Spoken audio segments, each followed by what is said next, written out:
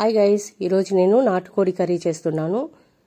అది ఎలా చేయాలో ఒకసారి చూసేద్దామా? మరి ఇంకెందుకు ఆలస్యం, వచ్చేయండి. మరి వెల్కమ్ టు మై ఛానల్ వరం మల్టీ గెడ్డం. ఇప్పుడు ముందుగా మనం స్టవ్ వెలిగించి కడాయి పెట్టుకోవాలి.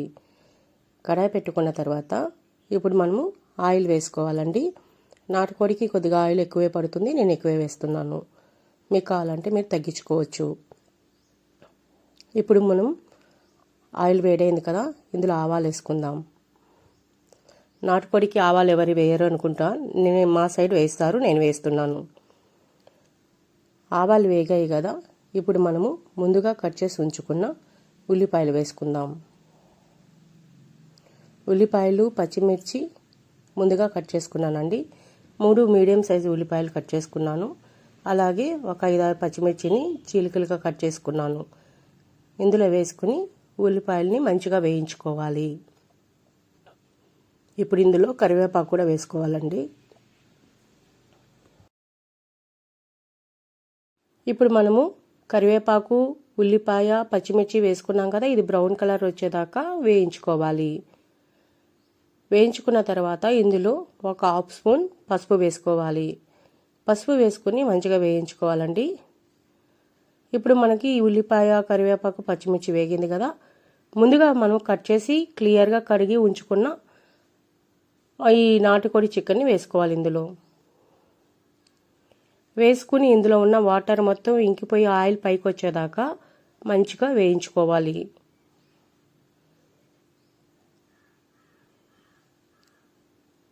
ఎప్పుడైనా కానీ మనం నాటుకోడి చికెన్ చేసేటప్పుడు కొద్దిగా కరివేపాకు ఎక్కువ వేసుకోవాలండి. ఎందుకంటే కరివేపాకు అరోమా చాలా బాగుంటుంది ఇందులో.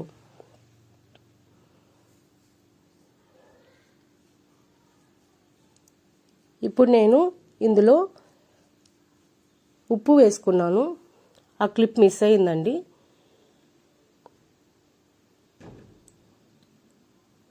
ఉప్పు మన ముక్కలకు సరిపడేంత వేసుకోవాలి, మళ్ళీ గ్రేవీలోకి వేసుకోవాల్సి ఉంటుంది. ముక్క ఉడికేటప్పుడే కొద్దిగా ఉప్పు వేయాలి, ఎందుకు ముక్కలకు బాగా పడుతుంది కాబట్టి. నేను ఇందులో ఇంకా కొద్దిగా పసుపు వేస్తున్నాను. నాకు పసుపు సరిపోలేదు, ఇంకా కొద్దిగా వేస్తున్నాను.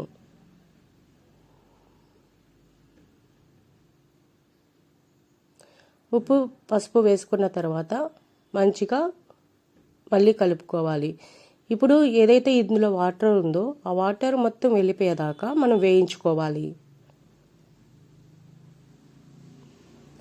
ఇప్పుడు ఈ వాటర్ మొత్తం వెళ్ళిపోయి ఆయిల్ పైకి కనిపిస్తుంది కదా, ఇప్పుడు మనము ఇందులో అల్లం వెల్లుల్లి పేస్ట్ వేసుకోవాలి. నేను ఇక్కడ 1.5 kg చికెన్ తీసుకున్నాను, అందుకే 2 స్పూన్స్ అల్లం వెల్లుల్లి పేస్ట్ వేశాను. అల్లం వెల్లుల్లి పేస్ట్ వేసుకున్న తర్వాత మంచిగా కలుపుకోవాలి. మనకి నాటుకోడి చికెన్కి ఒక పేస్ట్ కావాలండి. నేను ఇప్పుడు అది రెడీ చేసుకుందాం. ముందుగా మనము ఒక మిక్సీ జార్ తీసుకుని అందులో కట్ చేసి ఉంచుకున్న ఉల్లిపాయలు, ఒక మీడియం సైజు 2 టమాటాలు, స్పైసెస్ చెక్క, లవంగ, ఎలాచి, సోంపు, అలాగే 2 స్పూన్ల కొబ్బరి పౌడర్ అది కూడా వేసి మంచిగా మనం గ్రైండ్ చేసి పక్కన పెట్టుకోవాలి.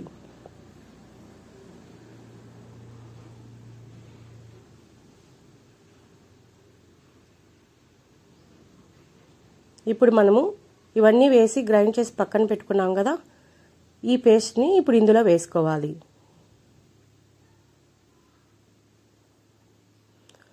ఈ కొబ్బరి పేస్ట్ వేసుకున్న తర్వాత మంచిగా కలుపుకుని ఇందులో ఉన్న పచ్చివాసన మొత్తం పోయేదాకా వేయించుకోవాలి.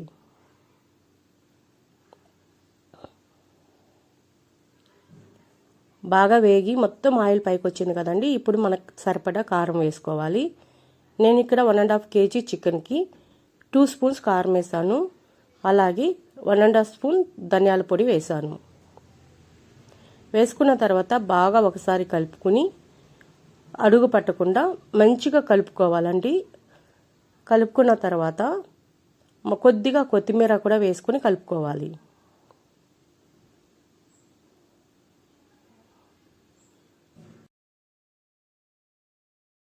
మనం ఇప్పుడు ఈ కర్రీలోకి 1/2 చెక్క లెమన్ పిండుకుందాం. ఇందులో గింజలు లేకుండా చూసుకుని పిండుకోవాలండి. గింజలు పక్కకు తీసేయాలి, లేదంటే చేదొస్తుంది. గింజలు అందులో పడకుండా జాగ్రత్త పడాలి. లెమన్ వేసుకున్న తర్వాత మంచిగా ఒకసారి కలుపుకొని వాటర్ వేసుకోవాలి.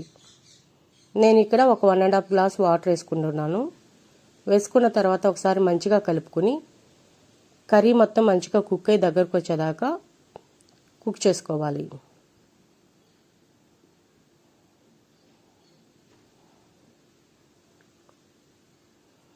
అంతేనండి, మన నాటుకోడి చికెన్ రెడీ అయిపోయింది.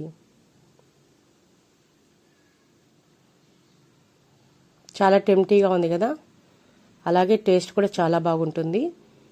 మీకు కనుక నచ్చినట్టయితే ఒకసారి ట్రై చేసి నాకు కామెంట్ చేయండి. ఇప్పుడు మనం ఇందులోకి కొత్తిమీర వేసుకొని స్టవ్ కట్టేద్దాం.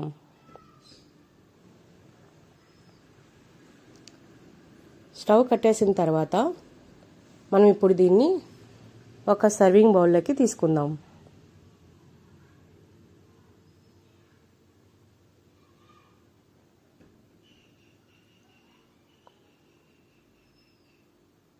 అంతేనండి, మన నాటుకోడి చికెన్ రెడీ అయిపోయింది.